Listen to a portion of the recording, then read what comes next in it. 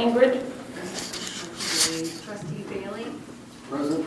Trustee Thomas, Here. Member Krebs, I guess absent. Kathy, did you just say, Judy? Sharon Krebs. Sharon will not be here tonight, yeah.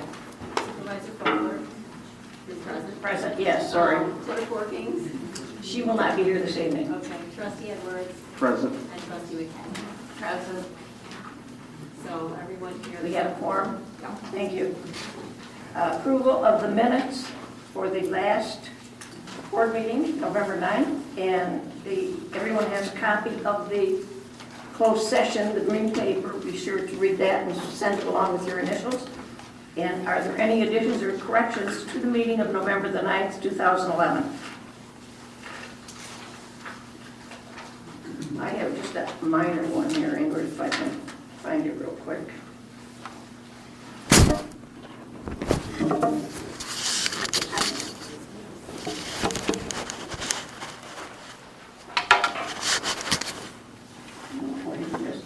On page 90, second paragraph, I think it should say it would decrease or eliminate the need for an expense of.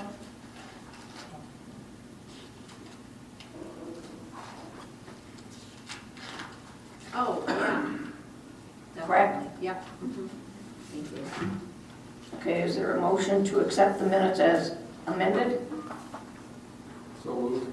Mike, second? Support. Mark? Any discussion? All those in favor say aye. Aye. Motion carried. One abstention. Oh, I'm sorry, you were not at the meeting, okay. Any amendments to the agenda? Jim? I have none. Steve? No, thank you. I would like to move the Older Persons Commission from number 7 up to number 5. And then leave everything else, the Orion Road issue, number 6, and the Township Solid Waste, number 7. Someone like to, I'll make the motion to move it. Would someone like to second the motion? Second. Kathy? Any discussion? I just know that they were late last night at the Rochester Hills meeting, and I think if we can hurry them to get out of here, it would be good. All those in favor of moving the Old Persons Commission from number 7 to number 5, say aye. Aye. Motion carried. Are there any other amendments to the agenda? Someone like to move approval of the agenda as amended? So moved. Mark, do we have a second? Kathy? Kathy, I'm all right. Sharon? All those in favor say aye. Aye. Motion carried. Are there any citizens in the audience that would like to speak to anything that is not on our agenda this evening? Joe?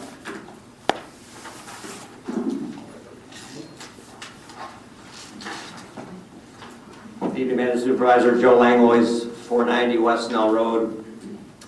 I want to address the issue of the Paint Creek Dam removal process. As I think most of you know, my wife and I and many other people have been the last 2 months poring over documents, reviewing this whole process because we had concerns with the process. We've identified many flaws, significant flaws in this entire process. I want to address in the interest of time just 2 of those tonight. The first is the SHPO.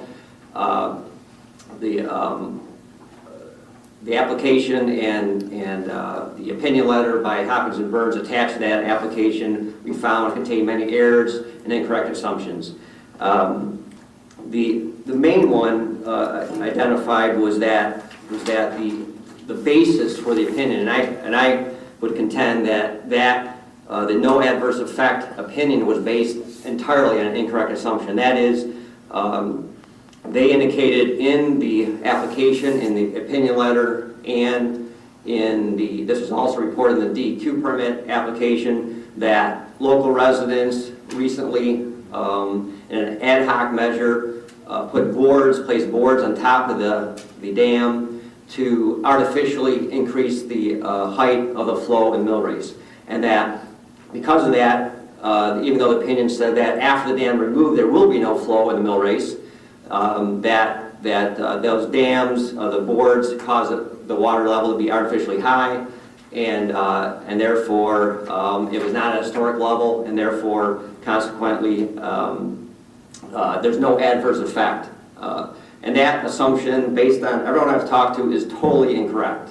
That those boards were flash boards. The design of the dam by Dale Miller in the 50s had posts on top of the dam to hold those flash boards for adjustability. And in fact, that's how it was used. Those boards were adjusted. If you talk to the experts, the real experts, the people who knew about the dam and the mill race, that's totally not correct. And also, it's indicated in the, there's a lot of other errors. They indicated in the application, in the opinion letter, that they consulted historic experts or historical people in the area. We talked to the Historic Commission last night. They were not consulted. The Historical Society was not consulted. A previous owner of the dam who owned the dam and the mill and the Paint Creek cider mill was not consulted. We don't know who he consulted.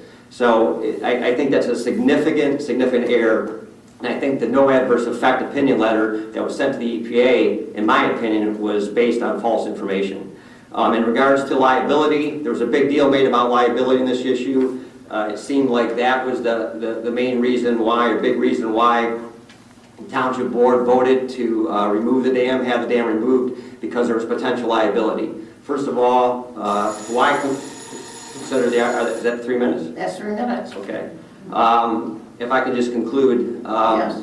I think that liability issue, if there was a big liability issue, then I believe there should have been due diligence at the time we accepted the dam, the title of the dam, which was conveyed to us, this township, on August 5th, 2009, just 1 week before the Clinton River Watershed Council and the DNR went to the Paint Creek, or to the Parks and Rec Commission to request that the dam be removed for liability purposes. So I think that's an issue that needs to be addressed as well. So finally, in this conclusion, I just request, and we're willing to work with this board. We think it's your duty and your responsibility to investigate these issues that we've identified. But either way, one way or the other, we're going forward with the residents and with the concerned citizens and dealing with the various federal and state agencies and officials that we need to deal with. But we think it's your responsibility, and we provided the information. We're willing to work with you, but so far it doesn't seem like you're willing to work with us. Thank you.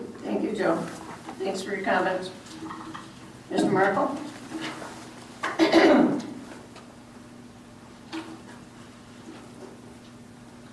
Good evening. I'd like to start off by first of all wishing you all a Merry Christmas and a Happy New Year. I hope it's a very prosperous New Year for everyone. With that being said, I'd like to address 2 points. The first one is I think it looks great, the decisions that we made to put up the new structure for the police department. As I drove in tonight, I was very comfortable looking at the fact that when the snow starts flying and I need a police officer at my house, he's not going to be scraping his windows. So I think that was money well spent. Thank you. And I think it's what government's supposed to do. Now on to liability. I would like to point out that we need to take a walk around the township if we're concerned about liability, and we all need to be taking a look at the safety issues that we have. The first one being right over here at the millhead discharge, which has its grates missing. I haven't measured it, but I would venture to guess that it's more than 5 feet, which is against most building code for a drop-off, especially at ground level. And then on top of it, we have rods that are between 1.25 inches and 1.5 inches in diameter that are making a flash gate to keep the trash from going down into the mill discharge head. Okay? So if we're concerned about liability, we need to be looking at things like that, and we need to be saying to ourselves, how are we going to address those?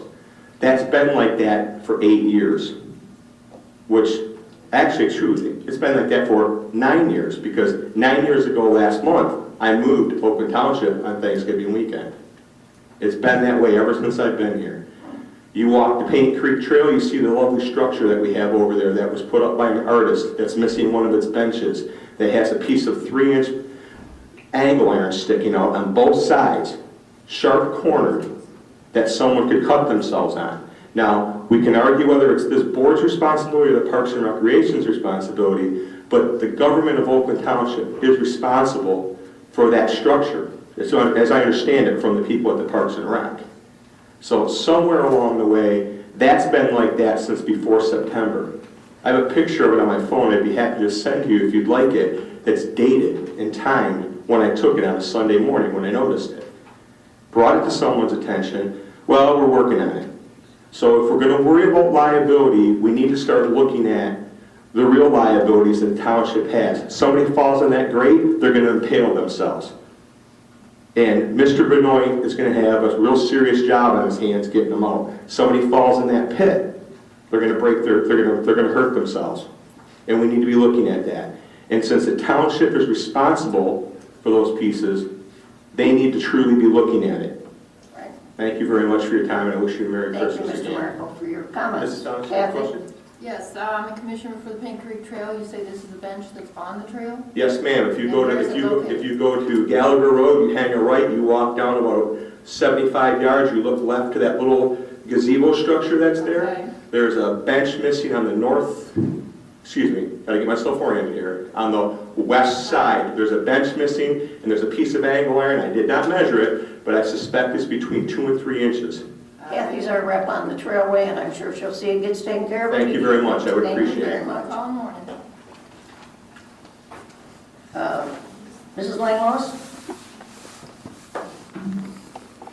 Jean Langlois, 490 West Snell. On December 2nd, I sent a letter to all 7 trustees. That wasn't for you. Go ahead. In the letter, I explained in detail how I believe the rights of Oakland Township and its residents were violated when the Clinton River watershed applied for a permit from the DEQ to demolish the Pink Creek Dam. Trustee Workings was the only person who responded to my letter and allowed me to explain my findings. In that permit application dated July 8th, the Clinton River watershed said it had approval from the township to take down the dam. The DEQ permit process commenced based on that information and would not have commenced if this Clinton River watershed had acknowledged that it had nothing more than a letter of support from the board dated January of 2010. It also contained a supplemental section attempting to predict water flow in the mill race, assuming the dredging of the mill race. When were the residents told that the flow in the mill race hinged upon the mill race being dredged? Not until months after the permit application was filed. There are also several references in the file about the need for adjacent property owner permission to complete work for this project in this grant in the spring. Why was this process not started before the dam was demolished? Why have property owners still not been contacted by the Clinton River watershed? What will happen to this project if the Clinton River watershed can't get the access it needs? Supervisor Fogler, when you came to the construction site on December 3rd, you indicated that you were not aware of some of these facts. You indicated that you did not know where the permission came from to revise the permit and fill in a portion of the mill race on township property. Residents hoped at that time that you would find the answers. They certainly hoped that you would at least demand that the Clinton River watershed explain why it bypassed you and the Board of Trustees to get this permit issued.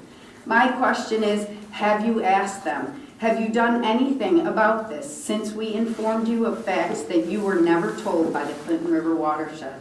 As supervisor of this township, isn't that your job? You are the head of this board. What have you done? I have called Ann Vera, and I am setting up a meeting with the people on the mill race, plus